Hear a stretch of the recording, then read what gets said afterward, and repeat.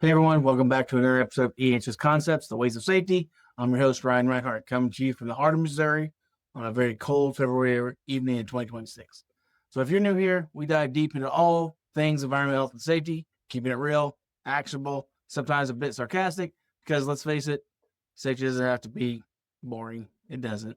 But before we get into today's topic, a quick shout out to my book, EHS Concepts, the Ways of Safety. Available on Amazon, hardcover, paperback, and ebook. It's 378 pages of practical strategy, real-world stories, a built-in safety manual, and my dark humor twists, and over 300 prompts for real killer toolbox talks that aren't that boring check in the box. Blech. So if you're tired of generic safety advice, grab the book, link in the description. Reviews appreciated, folks. Let's get this conversation going. Today's episode is all about a trap I see way too often in our field. When safety gets shoved off to just a department, personal responsibility starts to fade away, and that's exactly where near misses go unreported. Before you know it, real incidents sneak in and bite you. You know what I'm talking about? Those moments where something almost goes wrong, but it doesn't. So everyone shrugs, moves on, but ignoring them, that's like ignoring the check engine light on your car because it's not smoking yet. Boom. Next thing, you're on the side of the road. So let me break this down. In too many organizations, safety is treated like it's a sole job of the EHS team or SHE, EHS, OSH, whatever acronym soup that you're willing to sip on today, right? The department handles audits, training, PPE orders, and investigations. Everyone else, they figure, hey, that's not my lane. I've got production quotas to hit. But here's the rub. Safety isn't a department. It's everyone's gig. When it's siloed like that, folks start thinking, if it's not my responsibility, why reporting near miss? Let the safety cops handle it, and poof, personal accountability tanks, vanishes. It's gone. Nowhere to be seen. What I've seen in the field, and backed by some solid insights out there, unreported near misses are a huge red flag for this issue. Studies time and time, reports time and time show that workers stay silent for reasons like fear or fear of blame or punishment. Imagine on the shop floor, a tool slips but doesn't hit anyone. Do you report it?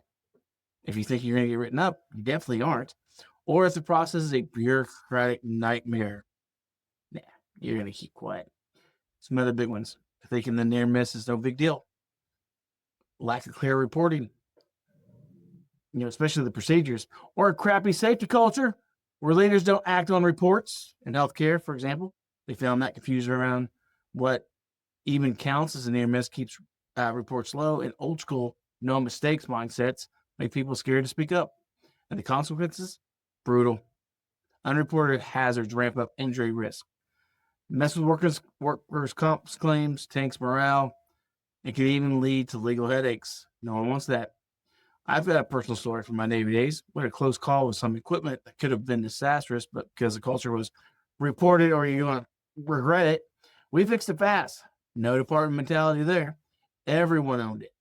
Contrast with these civilian gigs where I've seen near misses pile up unreported, leading to actual incidences.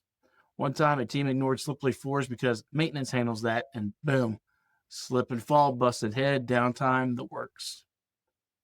So how do we fix this? First, ditch the safety department mentality. Make safety everyone's responsibility through shared ownership. You need to train the leaders to build psychological safety. No blame games here, right? Just learning. Use terms like good catch to flip the script positive. Simplify reporting. Make it apps, quick forms, no red tape, and act on those reports. Show employees that their input leads to real changes, like updated procedures or the gear. Interventions like combining engineering fixes with behavioral training have shown short and long-term wins in reducing risk.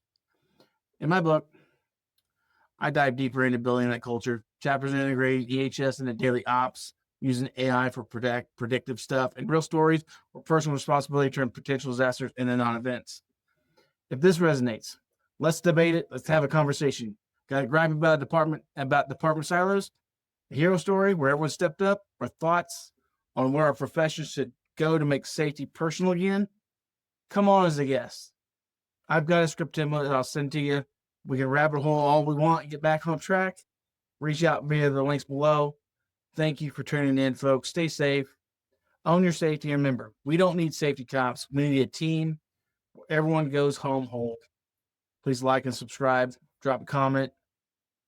What's your take on this? I'd like to talk to you soon.